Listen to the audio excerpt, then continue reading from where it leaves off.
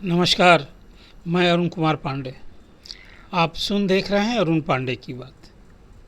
देखिए, आज भारतीय संविधान के शिल्पकार, संविधान निर्माता डॉक्टर भीमराव अंबेडकर की 14 अप्रैल 2025 को 134वीं जयंती है। अब इसको लेकर देश भर में सभी राजनीतिक दलों ने उनके जन्मदिन को स्मृति दिवस के रूप में मनाने का अभियान शुरू कर दिया है। कल उनके जन्मदिन पर भी कई समारोह देश भर में होंगे। कोई हजारों मूर्तियां लगी हैं पूरे देश भर में। अंबेडकर साहब को तो उनके जीवन काल में, वो आज़ाद भारत में जब पंडित जवाहरलाल नेहरू की कैबिनेट में फर्स्ट लॉ मिनिस्टर देश के हुए थे, और उसके बाद उनके काम से, उनके व्यक्तित्व को लेकर तब कांग्रेस के कई सारे नेताओं से मतभेद होते थे, विरोध भी झेलना पड़ा था। खैर, ये बात अब मैं कर रहा हूँ जब वीपी सिंह प्रधानमंत्री हुए 89 में, 1989 में, तो 90 में उनको भारत रत्न से विभूषित किया। और 30 साल के बाद 1967 में जब सर्वपल्ली राधाकृष्णन राष्ट्रपति थे, तो सेंट्रल हॉल में अंबेडकर साहब की तस्वीर लगी थी, मूर्ति लगी थी। नहीं, आप समझ सकते हैं, जो संविधान निर्माता हैं उनको सेंट्रल हॉल में जगह कब मिली? 67 में मिली। मैंने आज देश की आज़ादी के बाद नई सरकार बन गई, ये कुछ कहीं ना कहीं जो सोच और उनका अप्रोच, जो लोग सत्ता में थे, कर कांग्रेस की बात मैं कर रहा हूँ, ये दर्शाता है। चलिए आगे बढ़िए। अब तो अंबेडकर जयंती पर जिस ढंग से, बहुत कम ही दल है जो अंबेडकर को जिस रूप में सम्मान मिलना चाहिए था वो दिया भी, और उनको शुरू से अंत तक याद करता रहा। लेकिन अब 90 के बाद तो अंबेडकर, सच पूछिए, एक राजनीतिक रूप से भगवान का ही रूप ले लिए हैं, उनको लोग याद करते हैं। देखिए, विरासत में जो महापुरुष हैं उनका सम्मान करना हमारा आपका दायित्व है। मैं भी उनकी जयंती पर श्रद्धा निवेदित करता हूँ, नमन करता हूँ। लेकिन अंबेडकर साहब ने अपनी ज़िंदगी में जो देश के लिए परिकल्पना की थी, उस समय तो भारी छुआछूत थी दलितों के प्रति, जो आज 20 करोड़ से अधिक की आबादी है।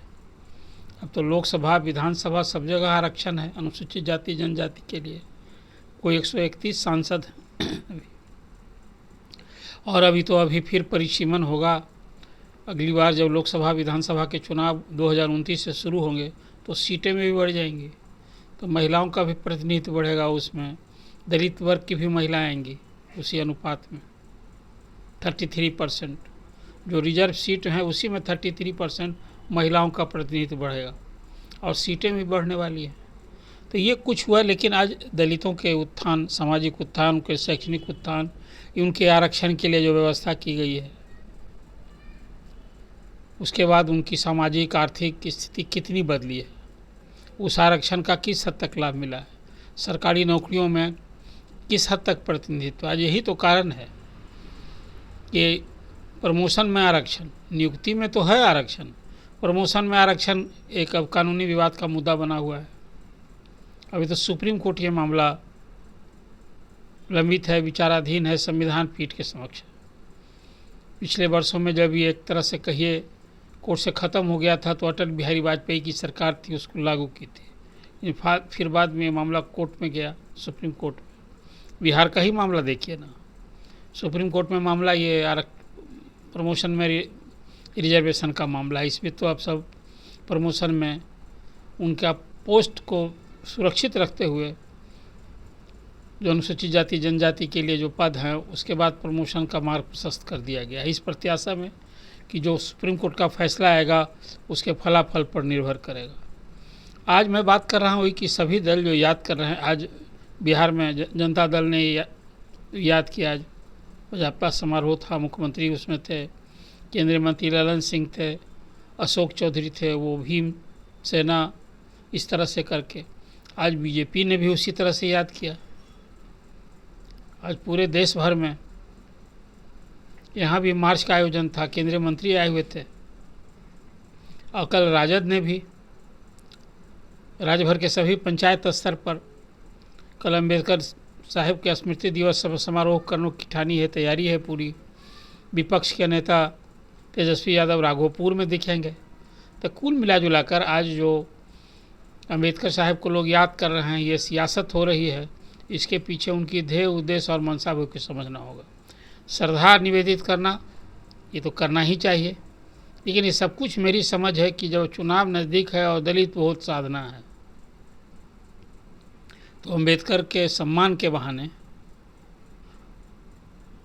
और हम लोग जो सारे राजनीतिक दल हैं आज दलित वोट को साधने की भरसक कोशिश कर रहे हैं। जिन लोगों ने उनके जीते जी अपमान किया है वो भी आज सम्मान देने में पीछे नहीं। चलिए, सुधार आया, कुछ समझ आई, इसलिए कि जो इतनी बड़ी आबादी है उसकी कैसे कोई उपेक्षा कर सकते हैं।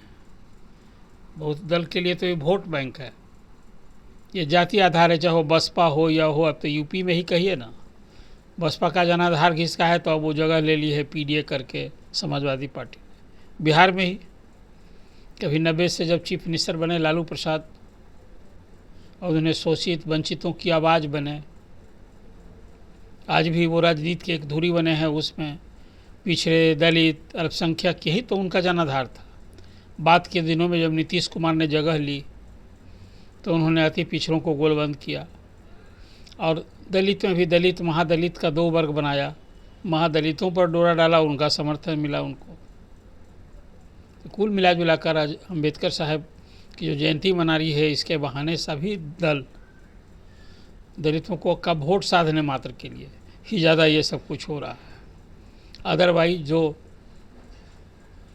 अम्बेडकर ने अपने जीवन काल में जो सपना देखा था समाज को बदलने के लिए और उनको संरक्षण देने के लिए, उनकी सामाजिक, आर्थिक, शैक्षणिक स्थिति को बदलने के लिए जो एक परिकल्पना की थी, जो व्यवस्था की थी, निश्चित रूप से ईमानदारी से इसका आकलन करके ये सुनिश्चित किया जाना चाहिए कि उन्हें किस हद तक लाभ मिला। सरकारी योजनाएं जो अनुसूचित जाति जनजाति से संबंधित है, योजना का आकार राशि तो बढ़ी है, लेकिन किस हद तक उसका वास्तविक लाभ मिलता है, मिल रहा है, इसका भी भौतिक सत्यापन और भौतिक परीक्षण होते रहना चाहिए।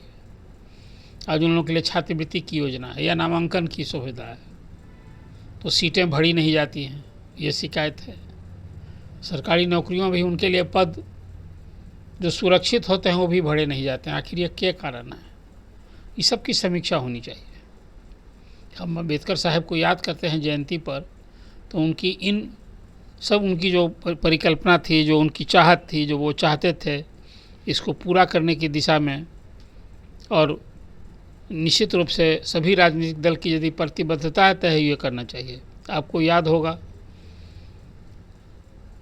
कि अम्बेडकर साहब ने ही हिंदू कोड की व्यवस्था की थी। कई मुद्दे पर उनका नेहरू जी से मतभेद था, लेकिन समाज की के उत्थान के लिए जो उनकी चेतना थी वो बड़ा प्रभावकारी थी। छुआछूत, उन्मूलन, कुछ पिछड़े वर्गों के लिए आरक्षण, ये सारी परिकल्पना उन्होंने थी। श्रम मंत्री के रूप में जो उन्होंने काम किया अपने कार्यकाल के ही दौरान, फैक्ट्री अधिनियम 1946, ट्रेड यूनियन अधिनियम 1947 आदि में कई महत्वपूर्ण श्रम सुधार किया था उन्होंने। और सभी राज्य कर्मचारी राज्य बीमा, जिसको ESI कहते हैं, निगम बना, कर्मचारी भविष्य निधि योजना बनी, चिकित्सा बीमा सेवानिवृत्ति का लाभ प्रदान, ये सब कुछ उन्हीं की कल्पना थी। कुल मिला जुलाकर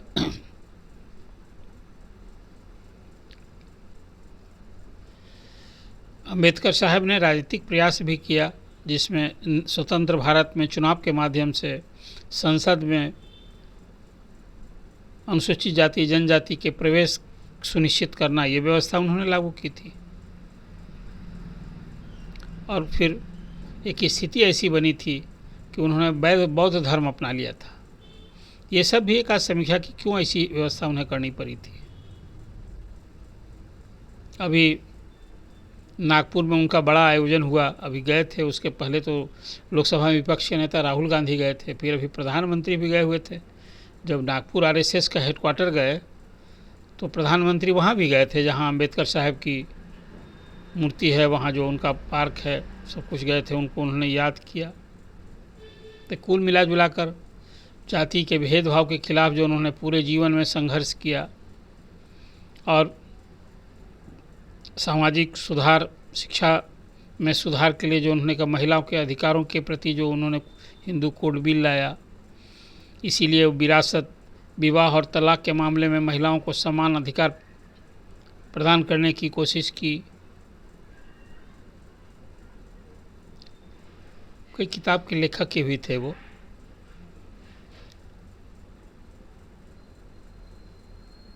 आज उनकी जयंती पर जो अभी राजनीतिक दल याद कर रहे हैं, अभी तो 2011 के बाद जो आबादी बढ़ी है उसके हिसाब से अब जो नया आरक्षण लागू हुआ, इसलिए कि अनुसूचित जाति और जनजाति का आरक्षण उनकी आबादी के हिसाब से। बिहार में तो अभी जातीय सर्वेक्षण हुआ था, उसमें बढ़ी आबादी के हिसाब से अनुसूचित जाति के लिए और जनजाति के लिए आरक्षण की सीमा बढ़ाई भी गई थी, लेकिन खैर तो शायद बढ़ी नहीं कोर्ट के हस्तक्षेप के कारण। अब ये भी जो इस साल अभी पूरे देश में जातीय जो जनगणना होगी, तो उसमें तो जनगणना में अनुसूचित जाति जनजाति की भी होती है, आबादी बढ़नी तय है। वो तो एक अभी आकलन किया गया है कि बहुत कम ही वर्ष में उनकी आबादी 24-25 करोड़ हो जाने वाली है, तो इस हिसाब से आरक्षण की सीमा भी बढ़ेगी और तभी लोग 50% जो आरक्षण की सीमा है उसको तोड़ने की भी बात होती है। अभी केंद्र सरकार की नौकरी में 15% SC, 7.5% शेड्यूल ट्राइब्स, 27% OBC, कुल मिलाकर 49.5% का आरक्षण लागू है और 10% EWS। इसको भी अभी राहुल गांधी इस आरक्षण के बैरियर को तोड़ने की बात कर रहे हैं, पूरे देश में जातीय सर्वे कराने की वकालत कर रहे हैं। मुझे लगता है कि अब केंद्र सरकार को भी जातीय सर्वे कराना ही होगा। लगता है कि जातीय गणना के बाद ये अभी देश में जो जनगणना होगी उसके साथ संभव हो जातीय गणना भी कराई जाए। लेकिन कुल मिलाकर अम्बेडकर साहब की जयंती पर जो कुछ सब राजनीतिक दल आज जिस ढंग से उनको याद कर रहे हैं, याद करने में कोई बुराई नहीं है, लेकिन उनका ध्येय उद्देश्य सिर्फ सियासत है, तब तो इस पर सवाल उठना लाजिमी है।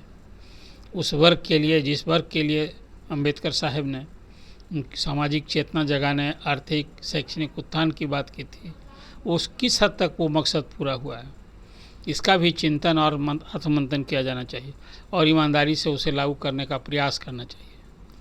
अम्बेडकर साहब को जो हम याद करते हैं तो उनके प्रति यही सच्ची श्रद्धांजलि होगी कि समाज के जिस दबे कुचले वंचित समाज के लिए उन्होंने जो उनकी सोच थी वो उसको साकार किया जाना चाहिए। आपको ये चर्चा कैसी लगी, आप अपना कमेंट कीजिए। और राजनीतिक दलों का जो की सोच है, जो उनकी जो जिस ढंग से याद कर रहे हैं, आप क्या सोचते हैं? ये अम्बेडकर साहब के प्रति उनके सम्मान को लेकर है कि सियासत को लेकर है? और फिर तो इसलिए आप अपना कमेंट कीजिए और अरुण पांडे की बात सब्सक्राइब कीजिए। धन्यवाद। अगर आपको ये खबर अच्छी लगी तो चैनल को सब्सक्राइब करना नहीं भूलें और बेल आइकन जरूर दबाएं।